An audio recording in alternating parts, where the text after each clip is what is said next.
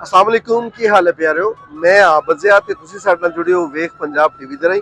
मित्रों प्यारिओ असी इस वेले मौजूद हाँ मियां चन्नू विच मियां चन्नू दा टी चौक है मैं नाल जगह इस वास्ते मैंशन करदा पिया ताकि होर भी अगर कोई मित्र प्यारे इत्थे आना चाहन वीडियोज़ बनाना चाहन इहदा विजिट करना चाहन तो वेख लैन क्योंकि मैं समझदा कि खुले दिल का मुजाहरा करना चाहिए। बहुत सारे साडे ब्लॉगर्स ने वो जब कोई इतिहासिक वीडियो बनाते हैं तो उस जगह को मैंशन नहीं करते दस दिन की किहड़ी जगह ते है लेकिन दसना चाहिए ताकि बाकी भी जो लोग इतिहास का शौक रखते हैं या जिन्होंने दिलचस्पी है उस जगह पर पहुँच के आपकी अखा नाल वेख लैन। इस वेले असीं मियां चन्नू टी चौक में मौजूद हाँ तो इत्थे एक बहुत पुराना मंदिर है असीं उस मंदिर के तुहानूं दर्शन करवाने और मंदिर की अज भी बड़ी सांभ संभाल की गई है ਉਹਦੇ ਵਿੱਚ ਆਫਿਸਿਸ वगैरह बन गए हैं लेकिन ਉਹਨੂੰ ਰੈਨੋਵੇਟ किया गया है ਉਹਨੂੰ ਢਾਇਆ नहीं गया बिल्कुल ਉਂਝ ही रखा गया और ਉਹਦੀ बिल्डिंग ਜਿਹੜੀ है वो ਉਂਝ ही है ਉਹ ਤੁਹਾਨੂੰ ਵਿਖਾਉਂਦੇ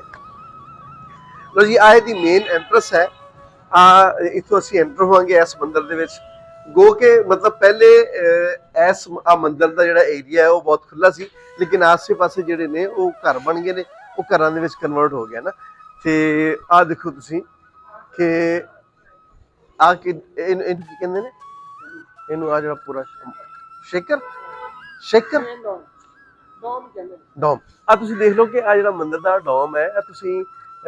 किन्ना हजे भी रेनोवेट भी किया है और अपनी असल शक्ल दे विच मौजूद है मतलब उन्होंने ढाया नहीं गया उसकी हिफाजत की गई है उन्होंने आ नहीं किया किस जगह तो भुरिया हो अगर किसी जगह तो है भी तो थोड़ा बहुता भी उन्होंने उन्होंने बेहतरीन कर दिता है। आ दूसरा जो एक दो टॉम ने एक दरम्यान के दिखाना जरा इनू जरा तुसीं त्रिशौल भी लग्या होया है और भावें मंदिर है लेकिन उसके बावजूद ਇਹਦੇ ਨਾਲ कोई भी इस किस्म का जिवें हुंदा ना कि तासुब वो नहीं है दरवाजे भी उही लगे ने बाहर सारे उही लगे हुए ने पुराने ते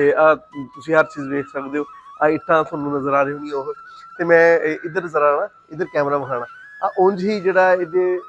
लकड़ी का काम होया सी जिहड़ियां बारियां सी वो भी बिल्कुल उंज ही ने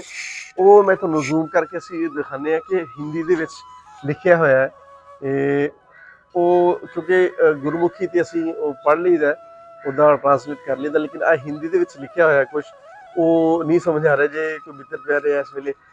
वेखदे पे तो सानूं दस्सण कि की लिखिया है ते एक ऐसी जगह ते भी लिखिया है बल्कि इहदे ते उन्होंने बल्ब ला दिता है ताकि नज़र आंदा रहे कि आ की लिखिया होया है जिहड़े भी कोई इत्थे विजिटर्स आन क्योंकि मुख्तलिफ लोग इंडिया दे विचों और आसे पासों आंदे ने इस मंदिर का विजिट करने वास्ते और इस बिल्डिंग का कि हजे तक भी यदि उंज ही साम संभाल की गई है जिमें शायद इत्थे अगर हिंदू रह रहे होंगे तो वह भी ऐदा ही साम संभाल करते आ तुसीं देखो कि हर चीज़ अपनी असल शक्ल दे विच मौजूद है वो बारियां जिहड़ियां लगी हुई सन वो लकड़ी ते उहदे जिहड़े कमरे बने हुए सन क्योंकि इत्थे आन के शायद रहायश करते होंगे कुछ लोग जो आते होंगे इत्थे आन के रहिंदे भी होंगे ते असीं तुहानूं विखा रहे हैं कि अज भी आपकी असल शक्ल दे विच मंदिर मौजूद है। बहुत घट जगह तो इंज है कि मंदिर आपकी असल शक्ल में होन बहुत सारी जगह पर ढा के उत्थे मसीतां बना दी गई बहुत सारी जगह पर उन्होंने रेनोवेट करता गया लेकिन मतलब वो दोबारा तो तामीर की गई लेकिन अपनी असल शक्ल दे विच है। मियां चन्नू दे विच टी चौक है तलंबा रोड के उत्ते उत्थे आ मंदिर मौजूद है जे तुहाडे चों कोई आना चाहे ये दर्शन करना चाहे तो कर सकता है। आ साडा इतिहास आ देखो एक होर चीज़ है कि आ देखो ये उत्ते आ ना नाम लिखे हुए ने आ देखो आ सारे उही नाम लिखे ने हजे तक वो थल्ले जिहड़ियां ने वो टाइलां जिहड़ियां लगियां होईयां सी उही लिखियां होईयां ने श्रीमती शास्त्री देवी हाँ गोपाराम खानी हाँ आ सारे उन्होंने हाँ उन्होंने सारे जिहड़े जी जी जी उन्होंने आपदे उस टाइम ते ना जिहड़ी डोनेशन की उन्होंने लोगों ने लिखा है हाँ देखो आज को सब दे नाम लिखे हुए हैं जिन्हां ने डोनेट किया उन्होंने इत्थे लिखा है जीवन बाई हाँ आ देखो आ राम लाल आ सारे उदा ही ਉਹੀ टाइलां लगी हुई ने आ पुरानी ही टाइल्स ने आ नहीं कि इनू दोबारा रेनोवेट करके ते नवीं टाइलां लाइयां ने और किन्नी पाएदार ने कि और सब तो वड्डी गल है कि इनू ढाया नहीं गया रामचंद वल्द खान चंद हाँ इनू ख़त्म नहीं किया गया ना शाहमुखी रसूल खत है वो लिखा होया सारा उन्होंने नाम लिखे हुए ने ਜਿਨ੍ਹਾਂ ਨੇ ਡੋਨੇਸ਼ਨ ਕੀਤਾ ਉਹਨਾਂ ਦੇ ਨਾਮ ਲਿਖੇ ਨੇ। ਆ ਦੇਖੋ ਸਭ ਦੇ ਨਾਮ ਲਿਖੇ ਹੋਏ ਨੇ ਹਰ ਟਾਇਲ ਦੇ ਉੱਤੇ। ਉਦੋਂ ਐਦਾਂ ਦਾ ਟ੍ਰੈਂਡ ਹੋਏਗਾ ਸ਼ਾਇਦ ਕਿ ਉਹ ਨਾਮ ਲਿਖਦੇ ਹੋਣਗੇ ਟਾਇਲਸ ਦੇ ਉੱਤੇ। ਸਭ ਦੇ ਨਾਮ ਲਿਖੇ ਨੇ ਜਿਨ੍ਹਾਂ ਨੇ ਡੋਨੇਟ ਕੀਤਾ। ਆ ਬੜੀ ਵੱਡੀ ਗੱਲ ਹੈ ਕਿ ਹਜੇ ਤੱਕ ਉਹੀ ਟਾਇਲਸ ਜਿਹੜੇ ਨੇ ਸੰਗਮਰਮਰ ਜਿਹੜਾ ਹੈ ਉਹ ਲੱਗਾ ਹੋਇਆ, ਪੱਥਰ ਉਹੀ ਲੱਗਾ ਹੋਇਆ ਹੈ। ਲਓ ਜੀ, ਆ ਇੱਕ ਇਤਿਹਾਸਿਕ ਮੰਦਰ ਹੈ। ਇਸ ਮੰਦਰ ਦਾ ਜ਼ਰੂਰ ਵਿਜ਼ਿਟ ਕਰੋ, ਇਹਨੂੰ ਵੇਖੋ। ਔਰ ਮੈਂ ਸਮਝਦਾ ਕਿ ਜਿਵੇਂ ਬਹੁਤ ਸਾਰੀਆਂ ਸ਼ੈਵਾਂ ਹੋਰ ਜਿਹੜੀਆਂ ਸਾਡੇ ਕੋਲ ਸਿਰਫ ਕਿਤਾਬਾਂ ਵਿੱਚ ਰਹਿ ਗਈਆਂ ਨੇ ਜਾਂ ਵੀਡੀਓਜ਼ ਵਿੱਚ ਰਹਿ ਗਈਆਂ ਨੇ, ਉਹਨਾਂ ਦੀ ਅਸਲ ਸ਼ਕਲ ਜਿਹੜੀ ਹੈ ਉਹ ਖਤਮ ਕਰ ਦਿੱਤੀ ਗਈ, ਮਸਮਾਰ ਕਰ ਦਿੱਤੀ ਗਈ ਹੈ। ਅਤੇ ਇੰਝ ਹੀ ਆਹ ਨਾ ਹੋਵੇ ਕਿ ਆਹ ਮੰਦਰ ਜਿਹੜਾ ਹੈ ਆਉਣ ਵਾਲੇ ਦੌਰ ਦੇ ਵਿੱਚ ਖਤਮ ਹੋ ਜਾਵੇ ਅਤੇ ਇਹਦੀ ਬਾਕੀਆਤ ਵੀ ਬਾਕੀ ਨਾ ਰਹਿਣ।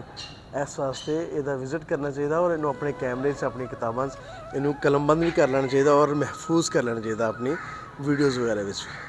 ਆ ਹਵੇਲੀ ਜਿਹੜੀ ਹੈ, ਆ ਜਿਹੜਾ ਅਸੀਂ ਅੱਗੇ ਮੰਦਰ ਦੇਖ ਰਹੇ ਸਾਂ, ਉਸ ਮੰਦਰ ਦਾ ਪੁਜਾਰੀ ਸੀ ਜਿਹੜਾ, ਉਹ ਇਸ ਹਵੇਲੀ 'ਚ ਰਹਿੰਦਾ ਸੀ। ਔਰ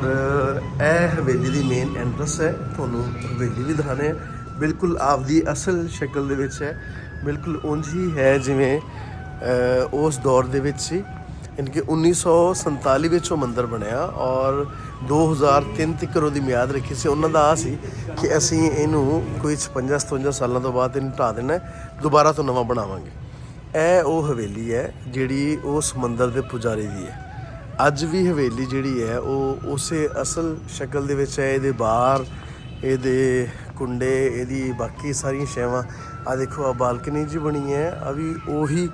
ਬਿਲਕੁਲ ਸੇਮ ਜਿਹੜੀ ਉਸ ਵੇਲੇ ਬਣੀ ਹੋਈ ਸੀ ਉਹੀ ਹੈ। ਲਓ ਜੀ ਪਿਆਰਿਓ, ਆ ਸਾਰੇ ਬਾਹਰ ਉਹੀ ਪੁਰਾਣੇ, ਉਹੀ ਸਾਰਾ ਕੰਮ ਹੋਇਆ, ਉਹੀ ਇੱਟਾਂ, ਹਰ ਚੀਜ਼ ਇਸ ਹਵੇਲੀ ਦੀ ਹੋਈ ਹੈ। ਇਹ ਉਸ ਮੰਦਰ ਦੇ ਜਿਹੜਾ ਮੀਆਂ ਚੰਨੂ ਵਿੱਚ ਮੌਜੂਦ ਹੈ ਉਹਦੇ ਪੁਜਾਰੀ ਦੀ ਹਵੇਲੀ ਹੈ। ਉਹਨੂੰ ਅਲਾਟ ਕੀਤੀ ਗਈ ਸੀ, ਉਹਨੂੰ ਦਿੱਤੀ ਗਈ ਸੀ, ਉਹ ਇੱਥੇ ਰਹਿੰਦਾ ਸੀ। ਅਤੇ ਆ ਹੁਣ ਤਾਂ ਇਹਦੇ ਵਿੱਚੋਂ ਰਾਸਤੇ ਨਿਕਲ ਆਏ, ਇਹਦੇ ਵਿੱਚੋਂ ਗਲੀਆਂ ਬਣ ਗਈਆਂ। ਆ ਦੇਖੋ ਸਾਰਾ ਨਾ, ਮਤਲਬ ਜਦੋਂ ਆਪਦੇ ਜੋਬਨ 'ਚ ਹੋਏਗੀ ਅਤੇ ਆ ਖੁੱਲ੍ਹਾ ਸੀਨ, ਹਰ ਸ਼ੈ ਬੜੀ ਬਿਹਤਰੀਨ, ਕਿੰਨੀ ਵਧੀਆ ਹੋਏਗੀ।